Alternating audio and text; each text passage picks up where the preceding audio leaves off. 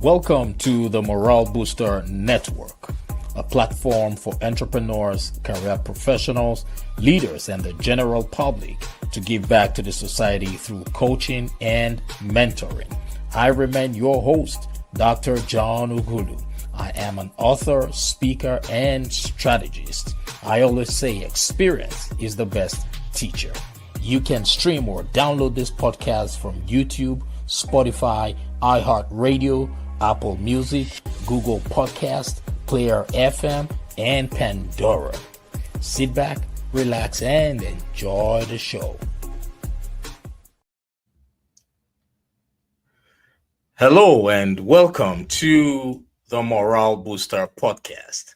I am Dr. John Ugulu, your host. In this season of From Idea to Impact, we will be navigating the journey of an author. We will dive deep into the creative process, the challenges, and the triumphs that come with bringing a book to life. And in this episode, we are thrilled to welcome our guest author, Nicole Louis. Nicole is the author of A Girl's Secret, the making of a female addict. So before we get started, you who's listening to us right now, if this is your first time joining us on the Morale Booster podcast, I want to say welcome, and I want to encourage you to please like and share this broadcast. And here's the reason why. Because you might just be saving the life of that one person who has been waiting for a lifetime to hear the message that we will be sharing today. So let's embark on this inspiring journey together. Now, Nicole has been transforming lives of young ladies and women who have experienced traumas and have been looking for a happier, more fulfilled, and loved existence for over a decade. Ladies and gentlemen, without any further ado, please join me as I welcome to the Morale Booster platform no other person but Nicole Louis. Welcome, Nicole, to the Morale Booster podcast. Thank you for having me. I'm such honored to be on your show today. The pleasure is all ours. And thank you for taking time out of your busy schedule. I know by now you ought to have been busy doing something else, but you chose to come here to come share your story with people you don't even know, knowing that your story would inspire somebody. So that alone shows how selfless you are, and we appreciate you for that. Thank you once again for joining us. Thank you. All right. So I know you live in Nebraska. How is Nebraska? How's the weather there? How are things with you? The weather is pretty good. I'm gonna just move this around just a minute. So No you're gonna problem. go on a ride, walk with me for just a moment. The weather is pretty good. We have it's kind of rainy out Mm. today, so it is what it is. It's Nebraska weather. The idea is if you don't like it right now, give it about 5 minutes and it'll change. Oh, really? Yeah. Yeah, that's great. That's great. Good to know that. There is an interference from. Okay. All right. That's Yep. great. So I hope you're okay with your current sitting position. I noticed you had to relocate to a different spot. Yeah, I just needed to plug in my phone. Oh, okay. Okay. Not a problem at all. All right. So, once again, welcome. And yeah, I know you are an author. Uh, Prior to becoming an author, what were you doing? Were you working as an employee? Do you still work as an employee? Do you have a business? So, tell us more about Nicole. Um, well, I'll kind of get into before I wrote my first book. I'm a speaker, so I've been a speaker for almost 2 decades now, sharing my story. I didn't think that I would be an author. That wasn't in what I thought I needed to do with my life. My background was in business administration. Yeah, sorry to interrupt you. There seems to be an interference Okay, in the yeah, and I believe it's from your end. it might be. Yes. Hold on So just a are minute. you having any technical? Can you hear me okay? Yes, I can hear you now. Yeah, Okay. I could hear So you that previously, but just that there was an interference from your. oh, okay. Is that interference All gone right, now? but it's better now. Yes, Okay. yes, it's gone now. It's better now. All right. So So my yeah, background talking about, go ahead. yeah, go ahead with your background. So I did gang intervention work, and prior to that, I had a number of different corporate type jobs. Started in 2008 doing gang intervention work, curriculum development for after school programming. So I do a number of other things outside of writing. I've done life skill development, personal development, business development. I'm currently doing etiquette training. I'm the founder and CEO of I Love Me Enterprises, as well as Habits of a Queen, which are both um, they kind of both do a little bit of the same thing. I also do some graphic design, so I kind of dibble in quite a few different things. I sit on a couple of different boards. I'm also a part of the African American Authors Guild, which is an organization geared towards just educating authors and getting them prepared for their authorship. Awesome, thank you. You have a lot on your portfolio, and that's great. Yes, that's a good one. Congratulations to you. Thank you. Yeah, so I've got a question I want to ask you. You're welcome. I've got a question for you. How many books have you published thus far? Technically, two. I have two more that's in the process, should be done by the end of the year, I'm hoping. So I have a Girl Secrets, and then I have Habits of a Queen 60-day journal. Right. Okay, so ladies and gentlemen, if you are just joining us once again, we are live with Nicole Louis. She is the author of A Girl's Secret. Nicole, can you please share with us? My audience, they're all listening and wanting to hear from you. Uh, what inspired you to start writing, and was there a particular moment or experience that set you on this path? I'm glad that you asked that question. So um, I started speaking. I told my story for the very first time in front of a group of students. So it was probably like 150 students in the room, probably about 30 teachers in the room. My first time ever sharing my story, ever sharing my testimony. Um, and the crazy thing was I was not prepared. So I cried through the whole entire experience. I was probably not a great public speaker at that moment.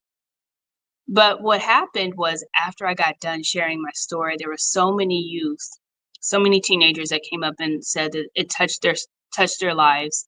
And then I had a couple of students that was currently going through some of the things that I went through, and I helped them by just going to go talk to their parents and getting them out of some traumas that was currently going on. So that was kind of the Right. moment. So basically, okay, go ahead. No, I was gonna say it still took me another few more years before I got the hint that I needed to write a book. Um, after after years of telling my story, I started getting asked, "When is the movie coming out? When's the book coming out?" And it took me a moment for me to realize that I can tell my story to a room full of 100 people or a room full of 1,000 people, but I can't touch everybody by just telling my story on stage. Sometimes people need to digest things, and so they need it in a book so they can take it and read it for themselves and then I'm always available to answer anybody's questions. So kind of giving them that extra access to me. Right, right. Okay, great. Not a problem. Thank you so much for sharing. You said something that resonates with me. Most authors that I have interviewed never expected, they didn't know that they would become authors.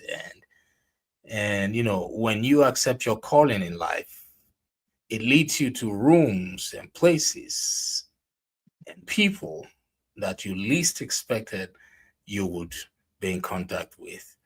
And the same thing happens with the book. Being part of the personal development journey, it always somehow comes into the mix to say, hey, you need to publish a book, because you would understand the importance of creating a legacy, and a book is one of them. And you want to create a material that would outlive you. So yes, thank you so much for sharing that. Now, where can my listeners get a copy of your book from?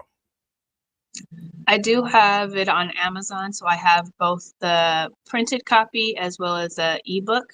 I'm currently working on my audiobook because I'm an audiobook person. Um, and Mhm. I did think so. Another part of my background, after I published my book in 2018, 2000 and I want to say 2019, 2020, I became a librarian in that process of trying to discover, once you become an author, what's the next steps? What does it look like for your book to be on the shelf? What does it look like for somebody to check your book out at the library? What makes your book different than somebody else's book? So I wanted to get a little bit more in depth in that. And that allowed me to learn so much more when it came to being an author. Right, right. And it's always a major challenge for brand new authors, getting to put in all the work to publish a book, and at the end of the day, not knowing how to make sure the book gets to the right audience or the right readers. It becomes challenging. Sometimes some people go for years and not even having a copy of their book read by someone else, you know. So, how, can you share some of your biggest challenges you faced in your writing journey and how you overcame them? So my book is a little it was a little hard for me to do because I was in the healing process. So as I was writing my book, I was actually healing from my traumas. So it took me about 9 years for me to finish my book totally. Right. Um, Do you mind sharing with us what particular trauma you were facing, or it's okay not to share. If it's something you can share with us, we would be happy to, so that those who are going through a similar situation can learn a thing or two from you. But if you do not feel like sharing, it's also very okay. yeah, definitely. So this first book, and I'll talk more about this first book because the second book goes into my addiction. But the first book, I got raped at 7, had my first kid at 13, got charged with attempted murder shortly after that. So Wait, my life sorry, was, sorry to interrupt you. yep, Wow, it's getting interesting here. Wait, you had a child at 13 I did. by an older person? No, so it's interesting. I got pregnant at 12. My son's father was 14. Wow, So neither one of us thought we could produce a kid at that age. wow, wow, wow. Yes, keep going. Sorry, thank you. So yeah, I appreciate it. So that is like a little bit of the trauma that I went through. I've been pretty much on my own since I was 13, and sex became one of those things that I used to cope with life. And so that's why the first book is the making of a female addict. It's the foundation. It's you're getting to know the why behind the action. And that's why I did my book for people to have that opportunity to see behind the lens of why young ladies are out here having sex at an early age, or why they may be using drugs at an early age. I personally didn't use drugs. Um, so that was I was too afraid to do that. I seen too many people around me on drugs and seeing what happened to them. Wow, wow, wow, wow. You have been through a lot. Wow. Definitely. And you said you were also charged with attempted murder. Yeah. So you got upset at some point and wanted to fight back, or were you part of a gang, or how come about that? So my background is my mother is white and my father is mixed. So he's white and black. And at the time, I had just had my son. So my son was about 3 months old. And my uncle, um, who was my favorite uncle, decided that he wanted to come and attack me. He tried to kill me. In the process, I had to think about my newborn baby. I had to think about protecting him. I had to think about protecting myself. So I came out with a knife in my hand, assuming that rational people would back away, rational people would leave, and he walked into it. And that's how I ended up getting my charges. Oh, wow, man, you've been through a lot. And how has the healing process been for you? It's definitely took some years of that healing journey for me. A lot of it was I wasn't, and that's why my book's name is A Girl Secrets, because we go through things and we don't tell people. We don't share it with nobody else. We hold on to it, and it just kind of slowly eats us away from the inside out. And so that for me, I found myself later on being addicted to sex. And so as I'm going through all these people and dealing with that addiction, there was a moment in time where I ended up being homeless. I lost custody of my kids. I was going to school and I was working. Just my life was completely out of chaos and something had to give. This was also about the time when Tiger Woods started talking about sex addiction. And I said, oh, okay, maybe that's what the issue was. So I was just addressing the band-aid itself. That wasn't addressing the wound. And oddly enough, I met a wonderful man that gave me a safe space to be able to start that healing journey for myself. Wow. I'm glad you embarked on that journey. And are you a person of faith? I am. I am. Okay, great. So how has incorporating your faith into your whole process, your whole life, how has it impacted you?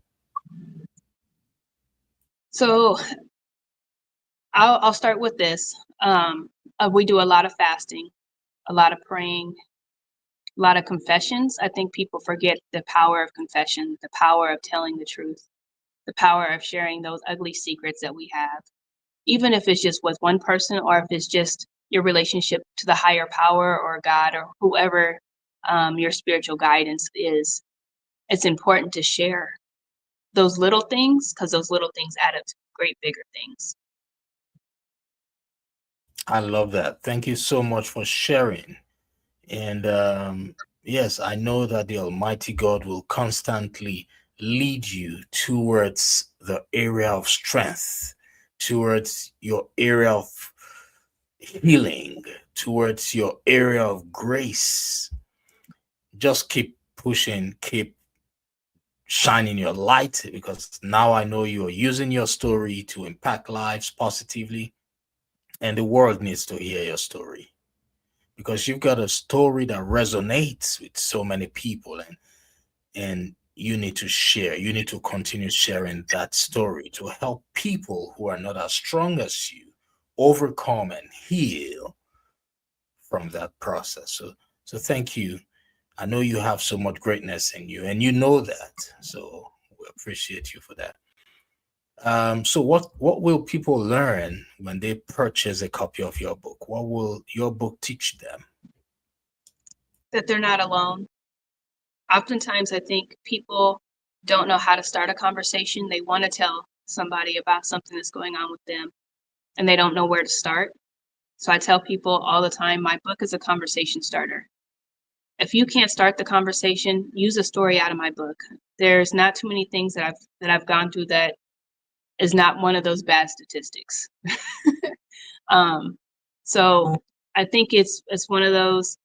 The first thing that you learn is that everything is temporary. That your greatest part in your life is learning the lessons that this situation has for you. If you learn the lesson, then you can grow past it. If you don't learn the lesson, you'll keep repeating it until you learn that lesson.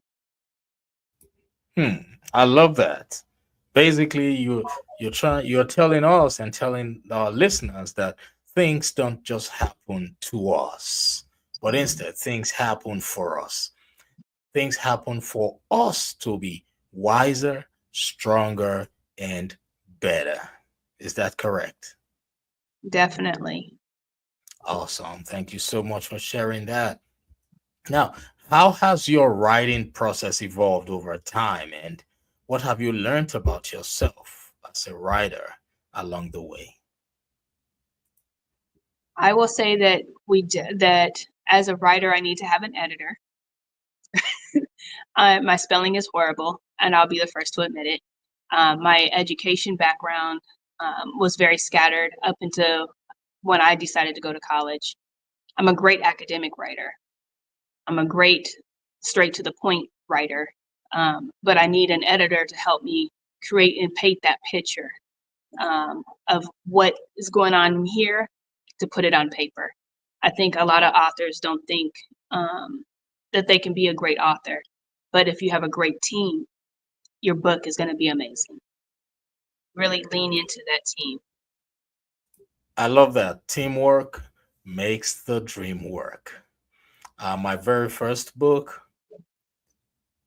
it was more about, me wanting to do everything by myself, but I was lucky I had someone who helped with publishing you know, and from the next one, the second book, I have published four books. From the second one, I realized that there's no way on earth you would be able to do it without the right team. So you need people who will do research, people who would help you expand on your stories, things like that. And yes, teamwork makes the dream work. Thank you so much for sharing that. Now, what role do you think community or feedback from readers and other writers has played in your development as an author? I will definitely say that it helps with confidence as one. Whenever it's amazing to me. So I've only sold my book face to face. I do have it online. I do have it available online, but I prefer to sell it face to face. And the reason being is I want that interaction. I want you to let me know, hey, was this a good read or was this not a good read? I prefer that just because the idea is at some point I'm no longer going to be here. I want to make sure whatever I put into paper, whatever I put into my books, that is going to last beyond me. We all know the longest running book has been the Holy Bible. The reason why the Holy Bible still circulates hundreds of years later is because of how much intention was put into it, how much spiritual energy was put into it. And so I want to make sure that I'm translating that spiritual energy. So I have to get that feedback from my readers. I need to know, did this resonate with you? Or is it something that you read and you just put on the shelf? Or is it something you go, you need to read this? And that's kind of the reactions that I get is that my books get, I have one person that might read it, and then they're requiring other people to read it so that they can have conversations. I love that strategy. That's a great strategy. And you made mention of the Holy Bible. You're very correct. Um, a lot of intentionality was put into it. helping people read it, making sure that people came together in groups to study it and do research on it and pray about it, right? So that's a great model that I think every author should emulate, because it's not all about, I see people, celebrating that they sold, hundreds of copies on Amazon, and what goes through my mind is, now those books, how are you ensuring that the people who got them are studying the materials? There's no way. Yes, you can only tell that, yes, they paid you money, but should it be only about money, or should it be more of impact? Right? So your strategy is a great strategy where you trying to build a community where you come together in person, you meet with them face to face and study the book. Keep it up. Keep it up. You have something great going on for you. And how has that been for you? Do you only sell when you're speaking at events, or do you have like a book club? So right now, I also have my book at the African American bookstore, which is here locally. I'm trying my hardest to stay in the mom and pop stores. I don't want it to be in a situation where, yes, it can be on like in Walmart or something like that, but it's more intimate. And I want to give people that ability to intimately buy versus mass produce and mass buy. So a lot of my book sales have been either from speaking engagements, or I do vendor events and pop-ups and expos and stuff like that. Right, that's a great one. And starting a book club would not be a bad idea. You know, having a book club where we can have people sign up, probably start with $1 a month, monthly subscription, $1, $2, $3, $4, not a bad idea. And yes, what you talked about right now, I know it resonates with a lot of people out there. And that's what this program is all about, helping people ignite the greatness within them, showing them the possibilities of stretching themselves beyond their comfort zone, getting ideas and strategies from people like yourself. I have learned so much from you right now that I will work on, right? So I never had to, I never thought of that strategy being used for the Bible, which made it or makes it the greatest book, right? But I have a program. I sell my books through my program. When people say, "Hey, I bought your book," I don't really get excited, but I get more excited when I have 20, 30, 40 people signing up for my program where the book will be used for that program. So thank you so much for sharing that with us. And ladies and gentlemen, if you're still listening to us, we're still live with Nicole Louis. Remember to like and share this broadcast, because you might just be saving the life of that one person who have been waiting for a lifetime to hear this message. This is a lady who has been through childhood trauma. This is a lady who has experience, who has now turned her mess into a message. A woman who has turned her challenges into greatness. So if she could go through what she has been through and now has come out of it, it means it's possible for you who's listening to us. All right. So how can people contact you, Nicole? I'm definitely on Facebook. So either in Lewis Author at Facebook. I am also on Instagram. I don't post a whole lot on Instagram. I post a lot more on Facebook. You can also come to my website, which is NicoleLouis.com. Those are my two main ones. The other thing is that you can email me directly at nlewisauthor@gmail.com. Awesome. Great. Thank you so much for sharing. So, you all heard that.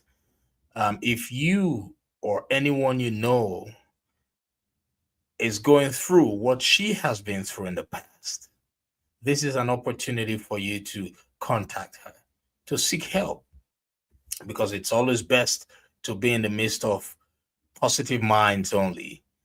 As the great Les Brown would say, being in the midst of only quality people, right?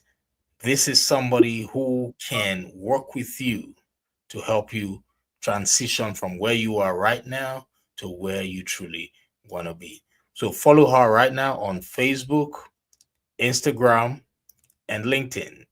Um, she is there. Her information is just right in front of you right now. You've got no excuse. Go right now and follow her.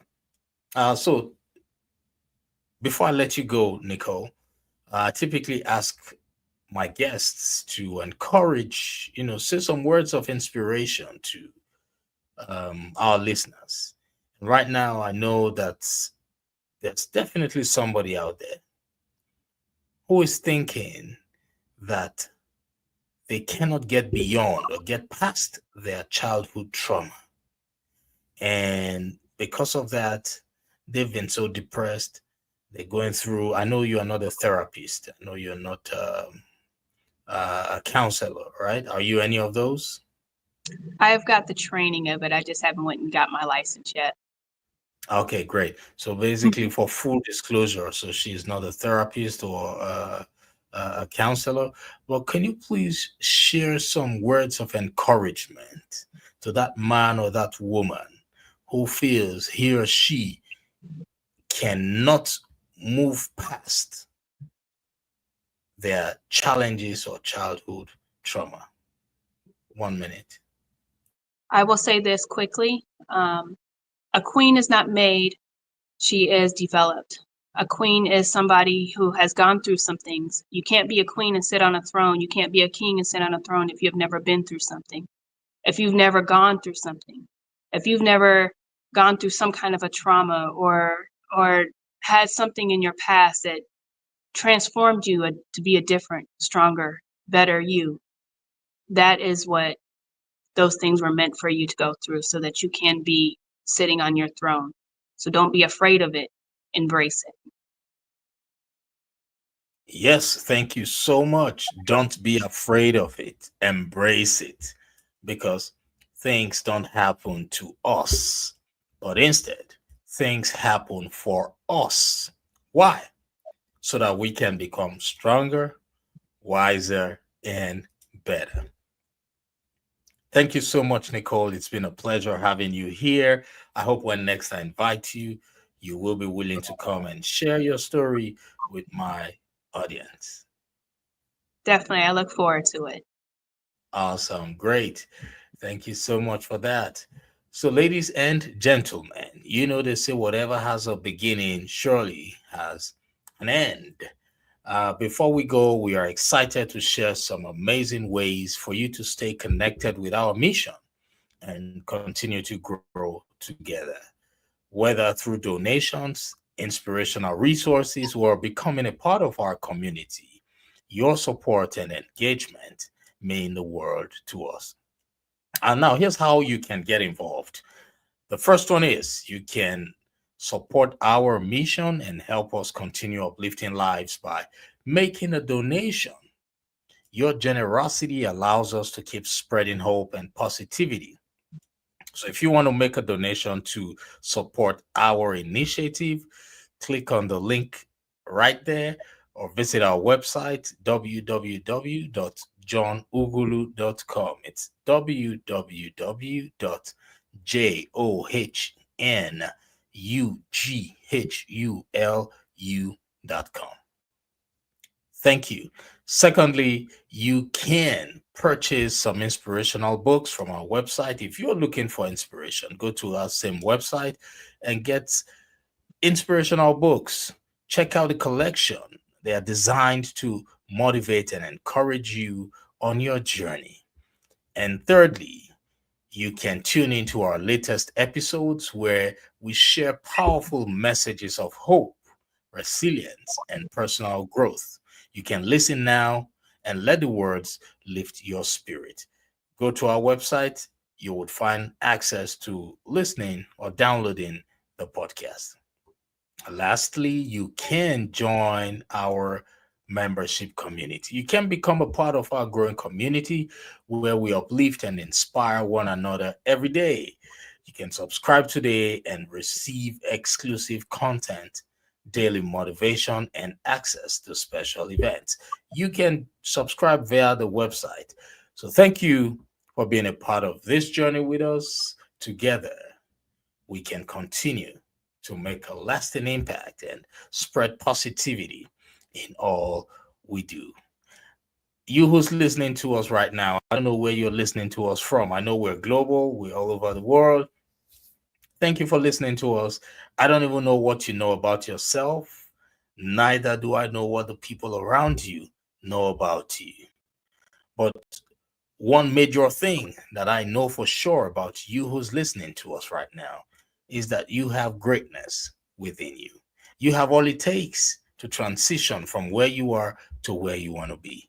You have all it takes to become a better version of yourself. Just like myself, I work on myself on a daily basis. I am not perfect, but on a daily basis, I work on myself. And I know you have all it takes to also work on yourself. Remember, today is the first day of the rest of your life. Thank you. Stay blessed, everybody, and bye for now. Thank you, Nicole. Thank you for having me. My pleasure.